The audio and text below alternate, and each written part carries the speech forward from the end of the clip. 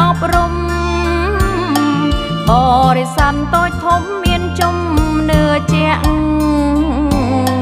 ជ្រាំងខ្លាសទ្ធាគោរពគិរវៈមិនប្រែប្ដូរផ្លាំងនាងមាននិស័យ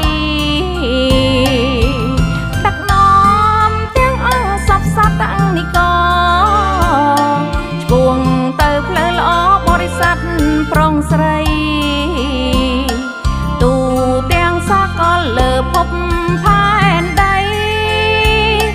គួរកិនគួរបីប្រព្រឹត្តសុចរិតទិញវាព្រះពុទ្ធសាសនាអន្តរជាតិមិនប្រែរវិតប្រទិញឆ្ងាយចិត្តប្រារម្ភទីវាជ្រាំងខ្លាពីចិត្តព្រមវិហារធម៌ពិតមេត្តាករុណារដ្ឋធម្មនុញ្ញប្រទេសកម្ពុជាធរមានចែងជាសម្រេចផ្លូវការជាសាសនារដ្ឋព្រះពុទ្ធសាសនាបរិស័ទជ្រះថ្លាតគ្រប់ចំណ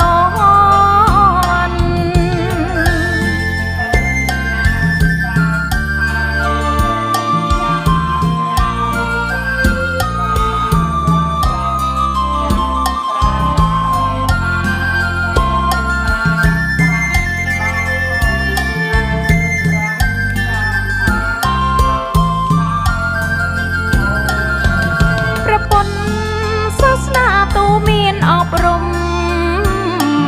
បរិស័ទតូចធំមានជំនឿជាក់ជ្រាំងខ្លាសទ្ធាគោរពគិរវៈមិនប្រែប្ដូរផ្លាំងនាងមាននិស័យដឹកនាំទាំងអង្គសពសត្វទាំងនិកឆ្ពោះទៅផ្លូវល្អបរិស័ទប្រុងស្រីទូទាំងសកលលើភពផែនដីគួរកិនគួរបីប្រព្រឹត្តសុចរិតទិញវាព្រះពុទ្ធសាសនាអន្តរជាតិមិនប្រែរវិតប្រទិញឆ្ងាយចិត្តប្រារម្ភទីវាជ្រាំងខ្លាពីចិត្តព្រមវិហារធម៌ពិតមេត្តាករុណារដ្ឋធម្មនុញ្ញប្រទេសកម្ពុជាធរមានចែងជាសម្រេចផ្លូវការជាសាសនារដ្ឋព្រះពុទ្ធសាសនាបរិស័ទជ្រះថ្លាតគ្រប់ចំណន់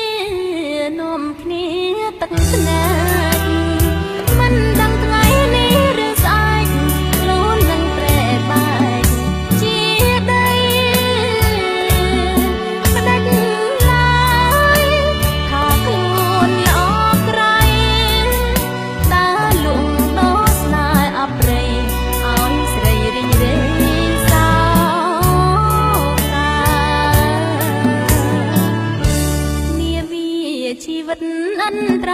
ឡប់ក្រោយវិញឡើយអសត់លោកអើយកុំសប្បាយភ្លេចកាយាធ្វើបុណ្យដាក់ទៀនសាងស្ពានធម៌คนគេលែងទុកខាប្រាថ្នានិព្វានកោសង្សាងភ្នំបួងនៅវត្តពោចាណាជីវិតស៊ីចូលលឺសូរតែក្រនឹងមានស្នេហាអួតថាខាងកានគង់សល់តែឆ្អឹងមួយចានក្នុងព្រៃស្មោះសានសូនឆឹង